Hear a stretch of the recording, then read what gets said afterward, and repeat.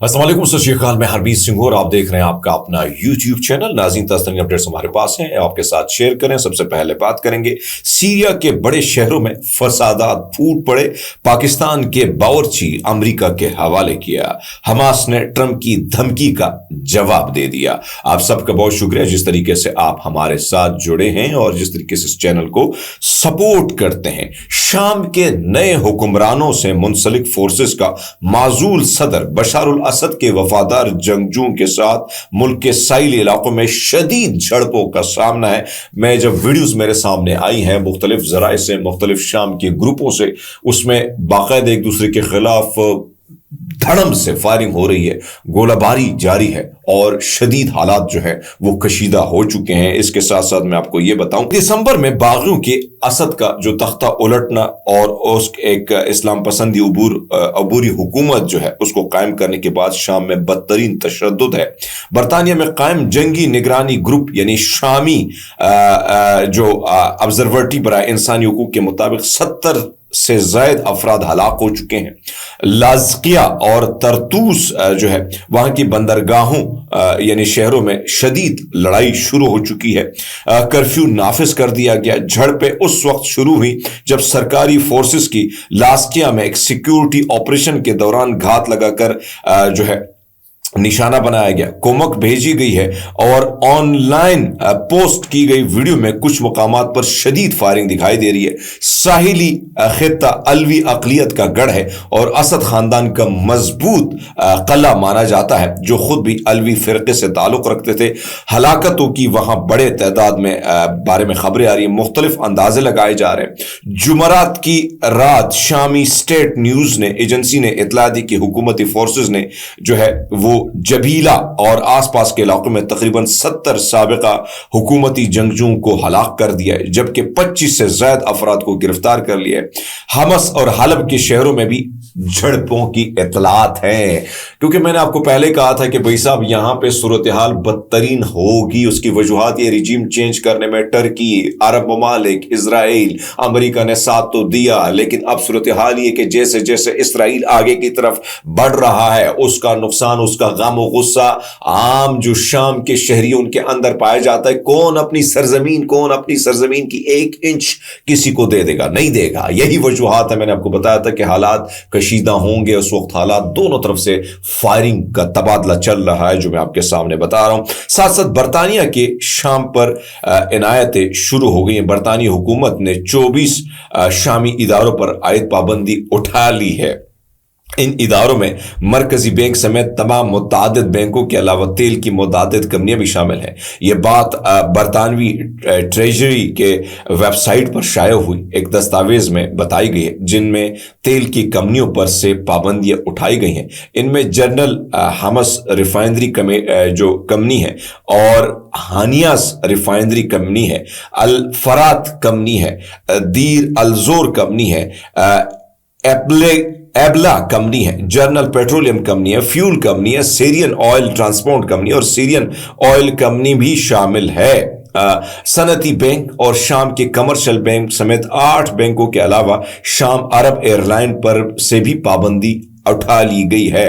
यूरोपीय यूनियन के ममालिक ने गुज़श्ता माह जो है ब्रसेल्स में होने वाली तोसी यूरोपीय इजलास के दौरान शाम पर आयद पाबंदियों के खिलाफ एक सेट जो है उसको मुअत्तल करने पर इत्तेफाक किया। अब सूरत हाल जानबूझकर ये सारी चीजें रखने का मकसद ये होता है कि हम बरतानिया का वो सॉफ्ट कॉर्नर भी रखें कि वो इस वक्त क्या चाहते हैं, यहाँ आवाम क्या चाहती है, यहाँ इस हुकूमत का लाने का मकसद क्या। इस सारी चीजों से आप अंदाजा लगा सकते हैं कि इस वक्त क्या सिचुएशन है वहां पर मिडल ईस्ट में, जो हम आपके सामने रख लेते हैं।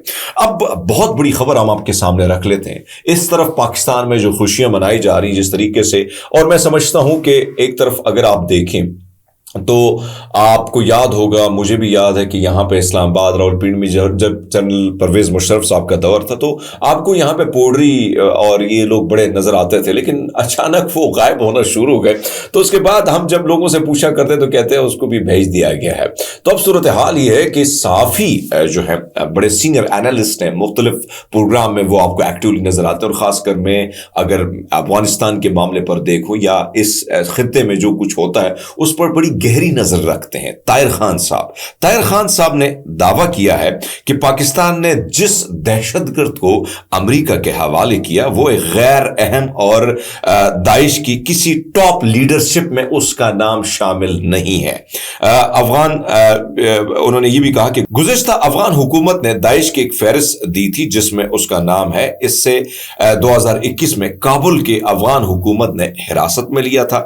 طالبان حکومت کے بعد اسے رہا کیا گیا، اس کی تفصیل بعد میں آئے گی، وہ شخص جسے گرفتار کیا گیا ہے، لیکن وہ کتنا اہم ہے، یہ انتہائی غیر اہم شخصیت کو گرفتار کر کے امریکہ کے حوالے کیا گیا۔ افغانستان کا یہ کہنا ہے کہ شریف جعفر کا کابل دھماکے سے کوئی تعلق نہیں ہے۔ پاکستان نے ماضی میں بھی مشرف دور میں جو کچھ غیر اہم لوگوں کو امریکہ کے حوالے کیا، اس حوالے سے آپ نے تو ویسے بہت ساری اس چیزوں کو بہت سارے صحافیوں نے کور کیا اس جنگ کو، لیکن سینیٹر مشتاق صاحب ہمارے آفس تشریف لائے تھے اور انہوں نے جب ڈیجیٹل میڈیا کے صحافیوں سے گفتگو کی تو ان میں سے انہوں نے کچھ باتیں کی تھی، میں چاہتا ہوں کہ وہ بھی آپ کے سامنے رکھوں، تب پھر آپ کمنٹ سیکشن میں بتائیے گا کہ بھائی صاحب کتنا یہ شخص امپورٹنٹ ہے، یہ تو وقت بتائے گا۔ اور ویسے بھی طاہر خان صاحب نے جو بات کی کہ ٹاپ لیڈرشپ میں نہ یہ شامل ہے اور نہ افغان حکومت جو ہے وہ بھی اس کو ایک غیر اہم شخصیت کے طور پر دیکھتی ہے۔ افغان حکومت کا یہ بھی دعویٰ ہے، یعنی طالبان افغان حکومت کا یہ بھی دعویٰ ہے کہ بھائی صاحب یہ پھر ایک جواز بنایا جا رہا ہے کہ پاکستان اور امریکہ مل کر وہ افغانستان پر حملے کی تیاری کر رہے ہیں۔ یہ افغانستان کا پاکستان پر الزام ہے، لیکن بہرحال سینیٹر مشتاق صاحب نے کیا کہا ہے وہ ذرا ملاحظہ فرمائیں۔ آپ دیکھیں، میں گوانٹانامو سے 3 قیدیوں کو لایا تھا، ایک تھا سیف اللہ پراچا اور 2 تھے ربانی برادران۔ ربانی برادران پتہ ہے کون تھے؟ ربانی برادران ایک کوک تھا اور دوسرا ڈرائیور تھا ٹیکسی۔ اور خود جب میں نے ان کا کیس سینیٹ پاکستان میں پیش کیا تو میں نے یو ایس کانگریس میں اور سینٹ میں جو ڈاکومنٹ CIA نے پیش کیے تھے میں نے وہ پاکستان کے سینٹ میں پیش کر دیے، وہاں سے حاصل کر کے۔ اس میں کیا تھا؟ اس میں یہ تھا کہ امریکیوں نے پرویز مشرف سے 2002 میں مطالبہ کیا کہ ہمیں ایک نوٹوریس ٹیرورسٹ حسن گل دے دو۔ انہوں نے ربانی برادران کو پکڑ لیا، احمد ربانی اور غلام ربانی، کہتے ہیں یہ حسن گل ہے، دوسرا اس کا بھائی ہے، اور $5000 اس پہ لیے۔ انہوں نے دونوں کو اٹھا کے باگرام میں بند کر دیا۔ آفٹر 3 years CIA کہتا ہے کہ ہم نے ریئل حسن گل کو پکڑ لیا، ریئل حسن گل کو، اور اس کو مار دیا۔ اس کے بعد ان کا کیا کریں؟ تو ان کو اگر رہا کرتے تو باگرام کا سب کچھ پتہ چل جاتا، اس لیے ان بیچاروں کو اٹھا کے گوانٹانامو لے گئے۔ 21 سال بعد جب وہ پاکستان آئے اور کوئی ان سے پوچھتا کہ آپ لوگوں کا جرم کیا تھا تو وہ بے بسی کی ہنسی ہنستے اور کہتے ہمیں بھی علم نہیں دے کہ ہمارا جرم کیا تھا۔ یہ ظلم کیا ہے پاکستان کے حکمران پرویز مشرف نے۔ پرویز مشرف غدار تھا، پرویز مشرف مجرم تھا، اس نے قوم کی بیٹیوں کو، قوم کے بیٹوں کو فروخت کر دیا، اس نے امریکی کالونی بنایا پاکستان کو۔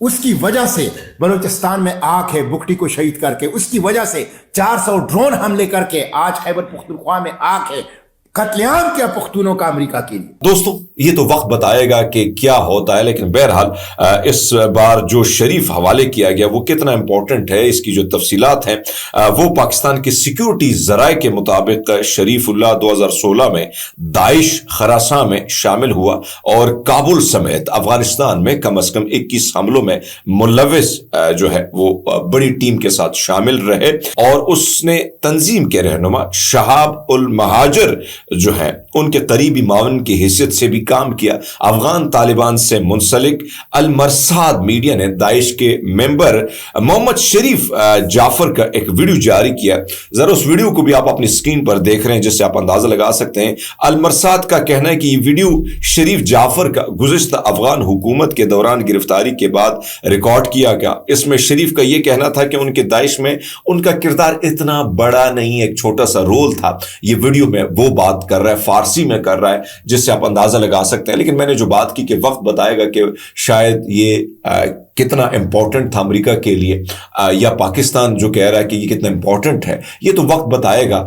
کیا جو سینیٹر مشتاق کی باتیں اسی طرح یہ ثابت وقت یعنی مستقبل میں یہ ثابت ہوگا یا واقعی یہ بالکل جو ہے وہی شخصیت ہے جو بڑا امپورٹنٹ تھا امریکہ کے لیے، یہ تو وقت پر منحصر ہے۔ بہرحال آگے بڑھتے ہیں۔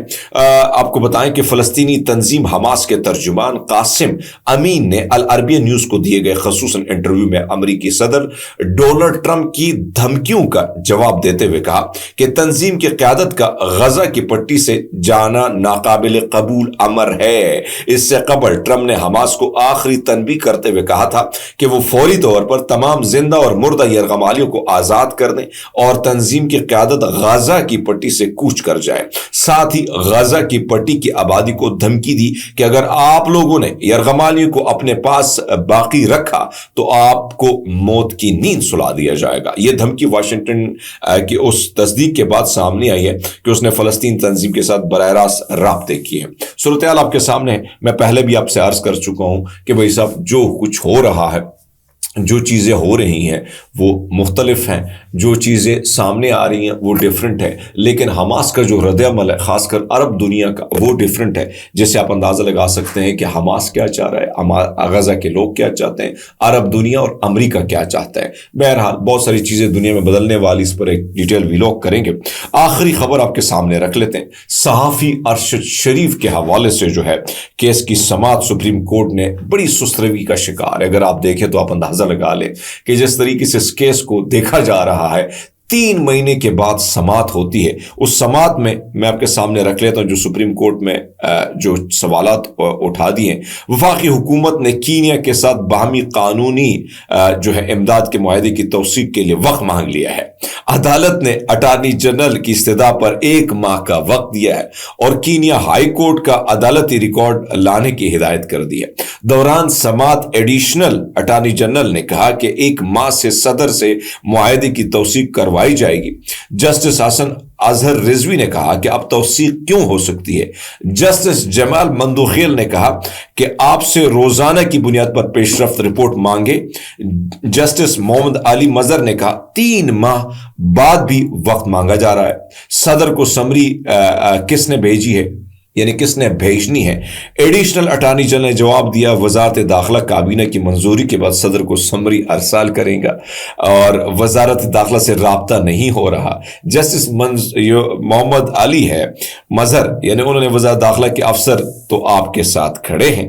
جوائنٹ سیکرٹری داخلہ نے کہا کہ 27 فروری کو کابینہ کی منظوری کے بعد وزارت خارجہ کو جو ہے نوٹ بھجوا دیا تھا۔ تو یہ صورتحال آپ کے سامنے ہے، جس طریقے سے جان بوجھ کر شہید ارشد شریف کے اس کیس کو لٹکایا جا رہا ہے، جس پر بہت سارے سوالات اٹھ رہے ہیں کہ ہمارے ہاں جس طریقے سے اس قتل کو یعنی اس قتل کے اس کیس کو سسروی کا شکار بنایا جا رہا ہے، جان بوجھ کے آپ دیکھیں آج کی جو سماعت ہوئی 3 ماہ بعد سماعت ہوتی ہے اور پھر 1 ماہ کے لیے ڈیلے کی جاتے، پھر حکومت اہلکار کہیں گے ہمیں اور وقت چاہیے اور وقت چاہیے۔